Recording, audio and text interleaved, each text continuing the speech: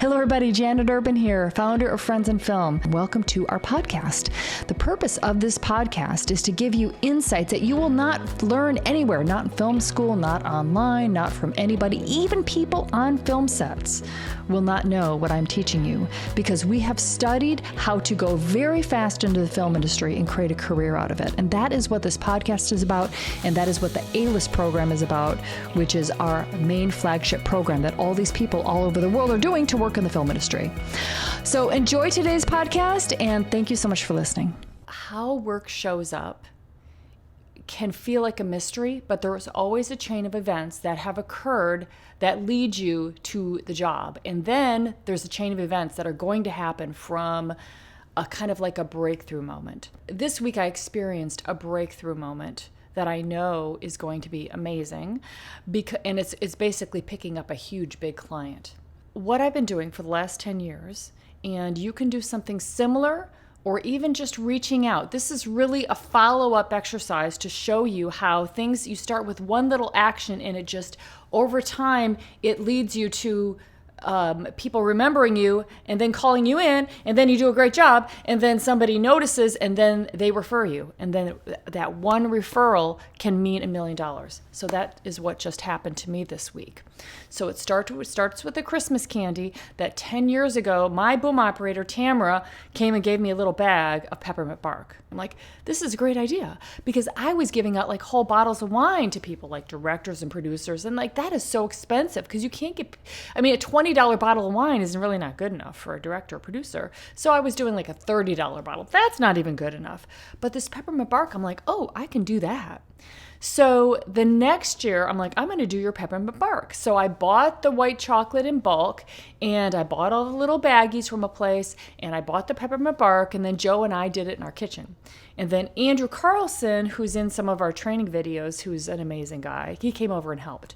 So we did a bunch of that. So that year, then I hired people off of Craigslist to come in and box it up, put the names on the boxes, put the stuff in the boxes with tissue paper, and write a little personal note on every single tag, and then send it out. So that was the first year. And people are like, oh my God, I got your Christmas candy. That was so amazing. So then I had a list. And so every year I'm just adding more people on the list. Now, who are the people on the list? Producers. They hire me directly. Production supervisors. They hire me directly. Coordinators.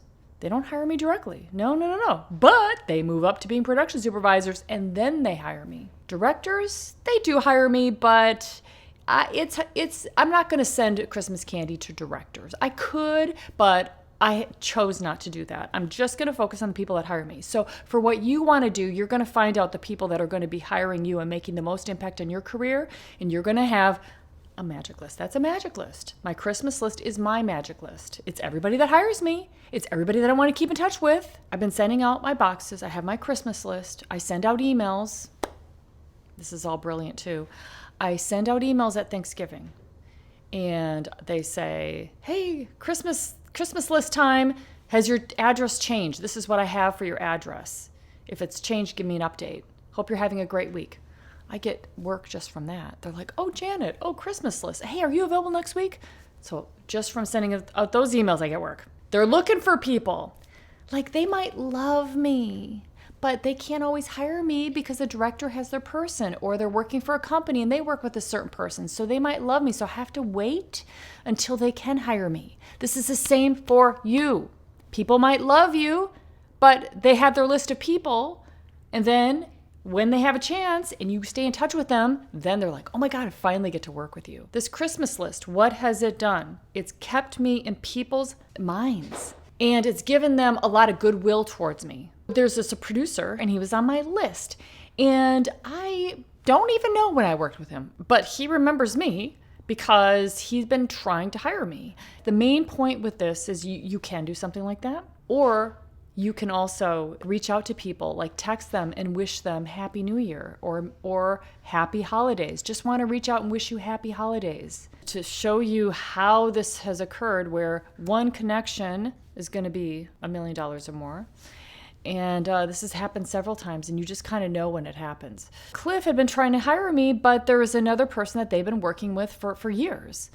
And then this Bradley Cooper job came up.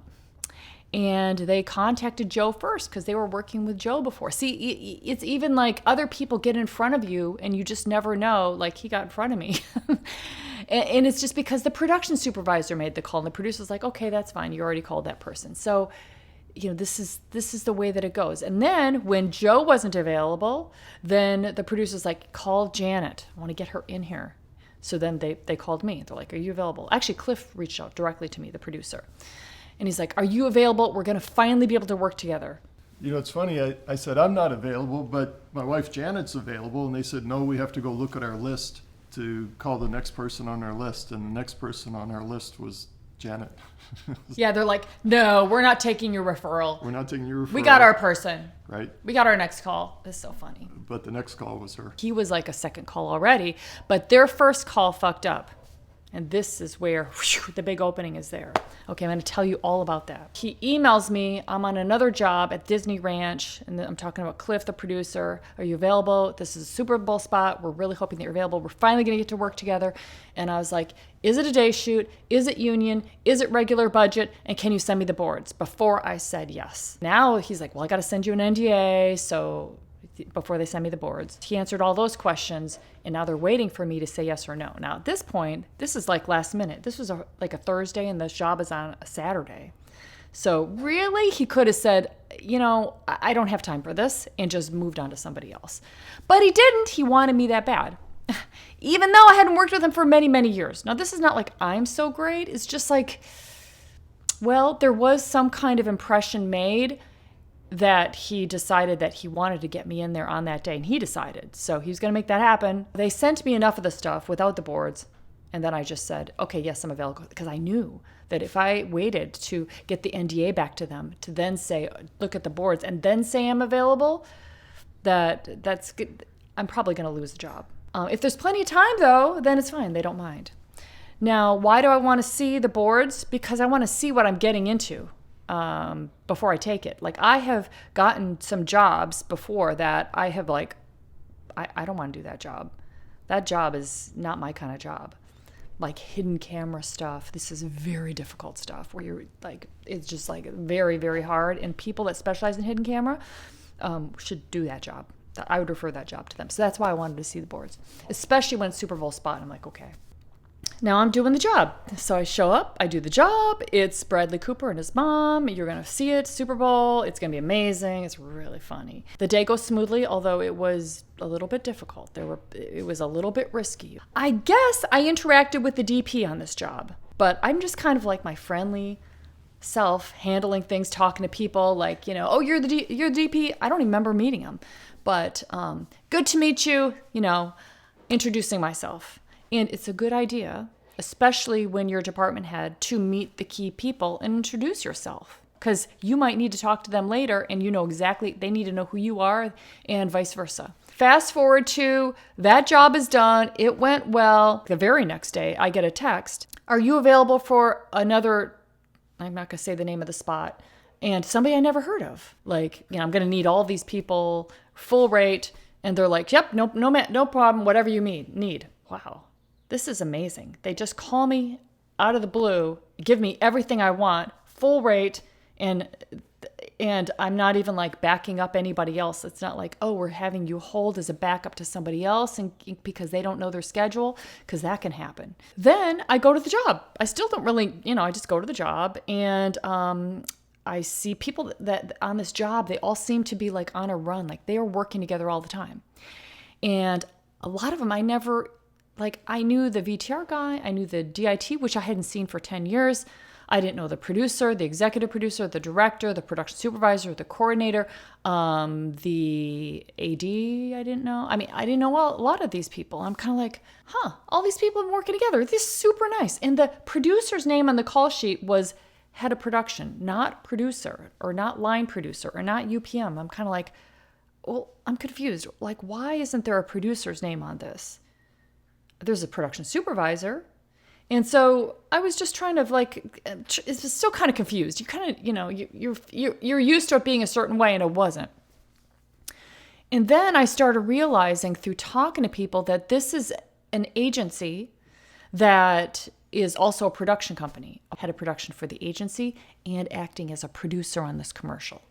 Okay, very interesting. I need to know that because a producer hires me and I need to interact with them when when they need to know something. Like, we need to do wild lines because of this certain thing or whatever it is. They're very important that the producer, I find out who the producer is immediately. Then this guy is standing there in the room that I'm in while we're shooting, talking to VTR and the DIT. And so they're having this conversation and they're like, yeah, that shoot really didn't go well. And boy, that guy really screwed up and that should never happen. And I found it and I was kind of getting bits and pieces of it. And I was like, what are you guys talking about? And I didn't even know who the production manager was at that moment. And it turns out that the previous sound mixer, he had been doing all of their jobs. Okay, so he was the one that was doing all their jobs. And there was a job that was a little bit lower budget for this agency, and he sent his two daughters to do the job. So one mixed and one boomed. Well, they messed the job up, and they weren't qualified to do that job. They weren't ready to do that job. So they're fired, and he's fired. So he lost that account. Yes, and this is why people will not hook you up if you are not ready. They can lose $1 million. He just lost $1 million, and he'd been working with them for years. I'm sure it's happened to me, where I've done a job and I wasn't ready for it, and I didn't make a good impression, then they never call me back again. I'm sure it's happened to me. There's no solution to this other than just knowledge and knowing when, hey, I'm on the edge of my ability here. If you're not up for a job and you don't have enough knowledge, then you might want to refer it to somebody that does. Because remember, it's ultimately, they will love you for referring somebody that can actually do their job and make their project successful. And then work underneath that person while you were learning your shit. There's time. You all have time. I found out that the guy that was talking about this was the production supervisor. And I'm like, oh, you're the production supervisor. Nice to meet you. I'm Jan. He's like, oh, yeah, good to meet you too. Near the end of the day, my boom operator, Lucian, said, hey, the DP told me that he put in a good word for us. And that's why we're here. The DP put in that word for us and referred us because they were looking for somebody because that guy messed up and they weren't going to hire him again. How it turns out is that the Bradley Cooper job, that was a different production company, a little bit confusing, but it was the same agency that hired me that next week to do their job. So the agency is a production company. The agency also hires other production companies because they're too busy and they control so much work. So that's why I met the DP on the Bradley Cooper job, and we were all working for that agency. And so when that agency became a production company for the next shoot, they were like, hey, and that DP also worked with the other guy when things got screwed up, because he said that the earwigs were screwed up, something was screwed up, things were not working smoothly on set. Everybody knew it. He's like, hey, let's get her. They were like, who should we get? I mean, I don't know how the conversation went, but he's like, definitely go with Jan. She was amazing on the Bradley Cooper job. You'll love this team. I did that job, obviously, the day that they hired me on. It went really great.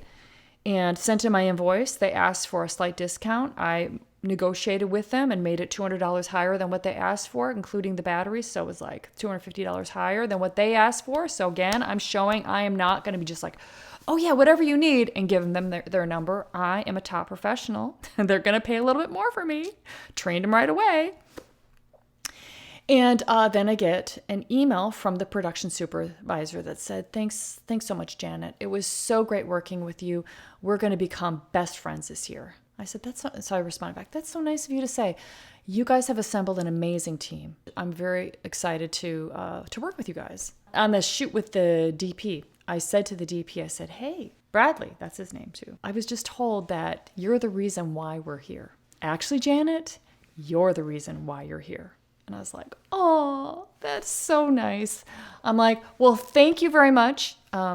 It's a wonderful company, wonderful job, and sounds good to me. Something like that. The moral of the story, follow up with people. Keep in touch with people. They will hire you when they can. You get an opportunity. You kill it. You introduce yourself to people. So now more people have a good impression about you. And when the opportunity comes, then they're going to remember you and hire you, and you're going to get in there. This is going to happen to you. Something similar is going to happen to you. What are the elements that will make this happen? You follow up with people. You do a great job. You make a great impression out there. And you let the chips fall where they may. Just realize that you are an entrepreneur in the film industry. Thanks so much for listening. And if you want to take your career to the next level in the film industry, go to friendsinfilm.com/join. That's friendsinfilm.com/join. You can sign up for our mini course, learn about the A-list model, and then you can take it all the way and do the A-list program. So that's friendsinfilm.com/join. Thanks so much for listening. Have a great day, everybody.